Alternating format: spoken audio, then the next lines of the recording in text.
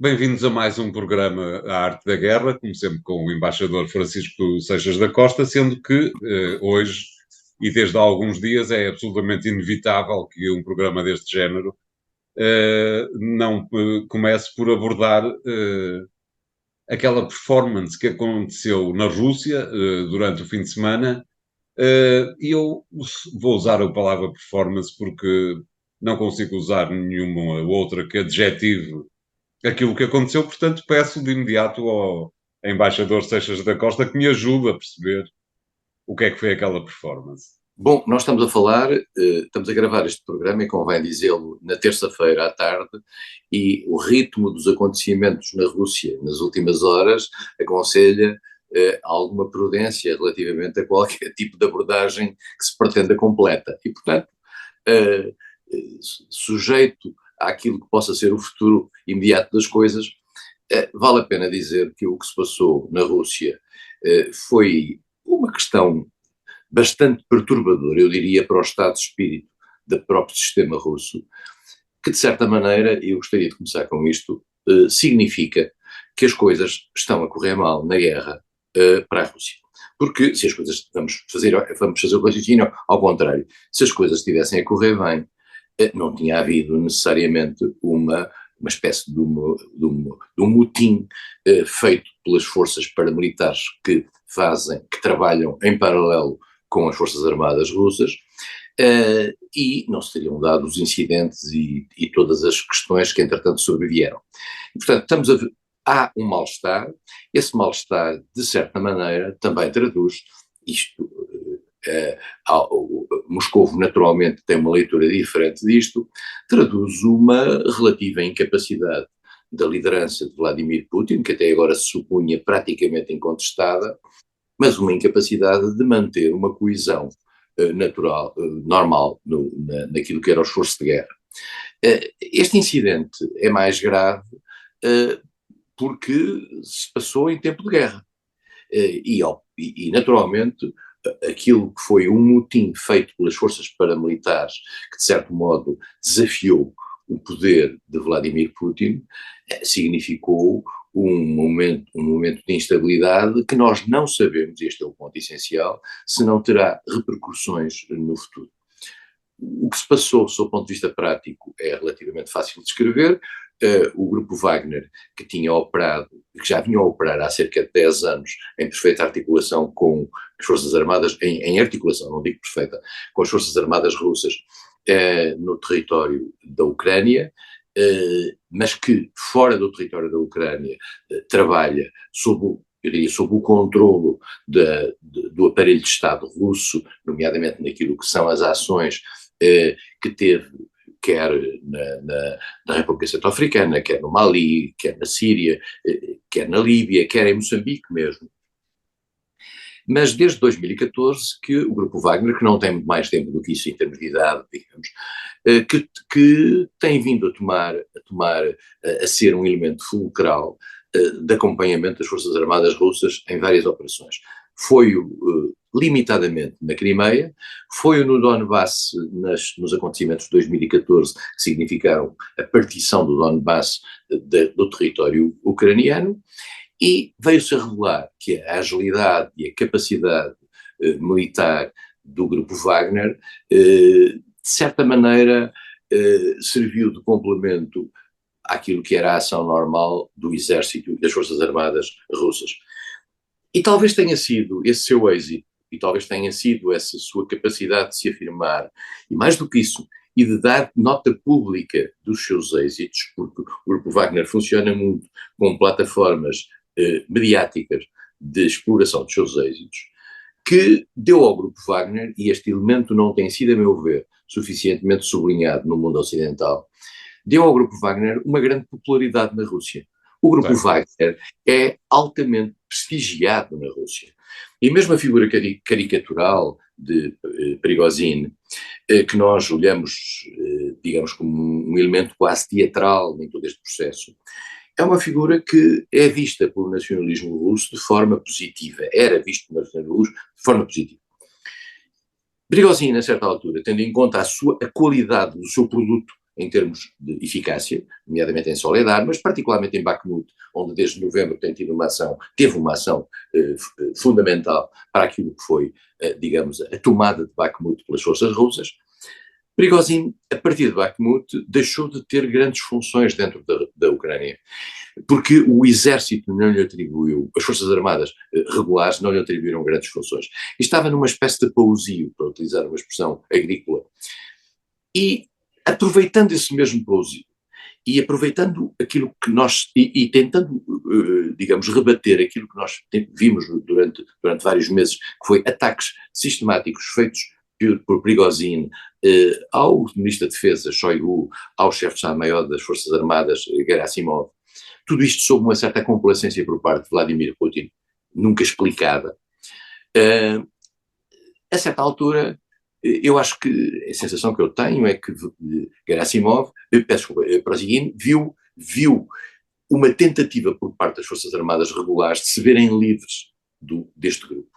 Portanto, no seu entender, embaixador, e continuando agora muito tradicional, área da agricultura, de alguma forma Prigozhin sentiu-se como um ramo morto que estava a ser cortado. Exatamente. Muito bem. E mais do que isso, ele tinha uma responsabilidade perante os seus homens, nunca se sabe bem o número dos membros do grupo Wagner no território, mas estamos a falar de 20 e tal mil pessoas, e viu por parte das Forças Armadas uma decisão no sentido de tentar recrutar para dentro das Forças Armadas parte do grupo Wagner. No fundo era uma espécie de decapitação. Nós já aqui falámos do caso do Sudão, estamos mais ou menos em momento... Que é altamente semelhante a este, não lhe parece? Depois, a Duma, o grupo Wagner funcionava numa espécie de vazio legal. Não é legal existirem na Rússia grupos como o grupo Wagner, mas na prática eram uma força de Estado. E, aliás, hoje mesmo, à data que estamos a gravar, foi indicado que o grupo Wagner recebeu de mais de $1.000 milhões de parte do governo russo, o que significa, de facto, que era um instrumento do governo russo. Portanto, se um grupo que não tinha, digamos, existência legal, que recebe isto, nós não sabemos como é que as coisas funcionam no plano institucional. E, portanto, havia uma decisão da Duma no sentido de criar uma legislação da Assembleia, do Parlamento Russo, no sentido de criar uma legislação de enquadramento. E aí Prigozhin percebeu que estava a ser, digamos, esmagado. E faz o quê? Faz duas coisas. Faz uma marcha sobre Rostov, que é uma cidade dentro da Rússia, a leste do Donbass, cidade essa que eu lembraria que em janeiro de ano passado foi para lá que foram 50 e tal mil mulheres e crianças, quando os russos disseram que havia um perigo de uma chacina feita pelos ucranianos, as pessoas já não se lembram disso, foram todas para Rostov. Portanto, Rostov é uma cidade, digamos, irmã da zona do Donbass. E precisamente, e há uma movimentação de forças para Rostov e, no fundo, Prigozhin toma Rostov. E Rostov, convém dizer, ele também era o centro nevrálgico das ações de natureza militar do exército regular. Portanto, houve aí uma tomada quase de um aquartelamento e de uma estrutura militar. E, por outro lado, com o resto do seu pessoal, ou com grande parte do seu pessoal, Prigozhin decide criar uma coluna a caminho de Moscou. Agora, a coluna foi travada num determinado momento, mas não foi bombardeada. Houve ali umas escaramuças, das quais saíram um resultado de mortes, com uma intervenção de helicópteros e combatida pela coluna, mas não houve um ataque, por exemplo, da Força Aérea, que teria destruído a coluna, como todos nós imaginamos. E a questão que se pergunta é esta, aliás, o próprio Putin diz isso ontem, na sua intervenção: nós não decidimos atacá-los e podíamos atacá-los e tínhamos capacidade de os atacar, e tinha com certeza. Não passa pela cabeça de ninguém, uma coluna militar numa autoestrada não pode ser destroçada pela Força Aérea. Claro. Mas porquê é que ele não fez isso? Ele não fez isso pela razão que eu disse no início, é que o grupo Wagner é um grupo extremamente popular, e o grupo Wagner não é visto como inimigo, é visto como alguém que está ao lado da luta nacionalista dos russos. E por isso mesmo seria incompreensível para os russos que alguém que era um herói na véspera passasse de repente a bandido no dia seguinte. E por isso mesmo houve uma negociação. E dessa negociação resultou, e aí nós estamos ainda no escuro, aparentemente, digamos, a decapitação do grupo Wagner no plano prático, nomeadamente no terreno da Ucrânia. Neste momento, aparentemente, e essa é parece garantido, o grupo Wagner não vai continuar a não operar na Ucrânia, deixa de operar na Ucrânia, e Prigozhin vai para a Bielorrússia e levando elementos do grupo Wagner, mas agora também já há informações de que as armas pesadas, por exemplo, são entregues ao exército.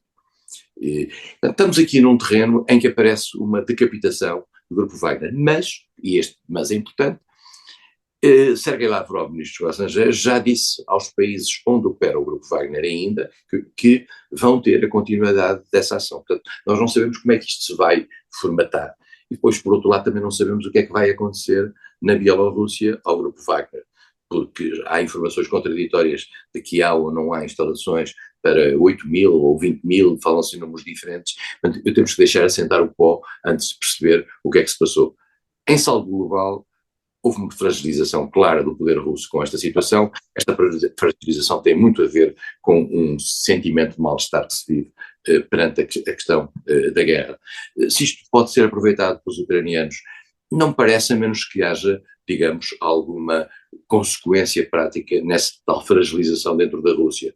Eu diria mesmo que a curto prazo, até o mais provável, é que Putin, para mostrar força, queira fazer ações com grande visibilidade, no sentido de dizer, eu aqui estou, não obstante todas estas crises, eu sou capaz de ter uma ação concreta. Veremos o que é que vai acontecer, mas, digamos, isto não são boas notícias para Putin. Acabo esta parte do programa exatamente pedindo-lhe, embaixador, para uma resposta rápida que nos diga precisamente isso. Em termos da política interna, porque externamente, que eu saiba, Putin já há uma série de meses que tem fraca imprensa. Internamente é uma situação que pode começar a dar-lhe cabo da imagem do ponto de vista político interno? Não parece. Putin consegue vender, e tem um aparelho mediático também forte a seu favor dentro da Rússia, vai conseguir vender a ideia de que se tratou de uma traição e de provavelmente vai dizer, não, já disse, que havia muita gente que foi enganada, que não queria, que foi instrumentalizada, e portanto ele vai tentar dividir entre aqueles que considera os heróis e aqueles que tiveram uma ação positiva, e os cabecilhas de uma intentona, que ele considera ser uma intentona, e que Prigozhin dizia que era uma mera operação de força no sentido de poder fazer uma mudança nas Forças Armadas. A grande questão está aí. Vamos ver se Putin muda as Forças Armadas, porque se não muda, pode não mudá-las já, não é normal nestas circunstâncias, mas se não mudar, isto significa que as Forças Armadas são as grandes vencedoras deste processo e que, portanto, conseguiram dar cabo de um irritante que era o grupo Wagner, irritante esse, vale a pena dizê-lo, era bastante eficaz do ponto de vista militar e algumas vezes tinha uma capacidade e uma performance, sob o ponto de vista prático, muito superior àquilo que parece ser um exército algo paquidérmico, com os resultados que se têm visto ou a falta deles na Ucrânia. Acha que o prazo de vida de Prigozhin desceu muito no último fim de semana, embaixador? Desceu, eu diria mesmo mais que Prigozhin tem muitas razões para estar preocupado com a sua saúde, agora na Bielorrússia. Vamos fazer o primeiro intervalo do programa, voltamos já de seguida com mais um tema. E até lá, obrigado.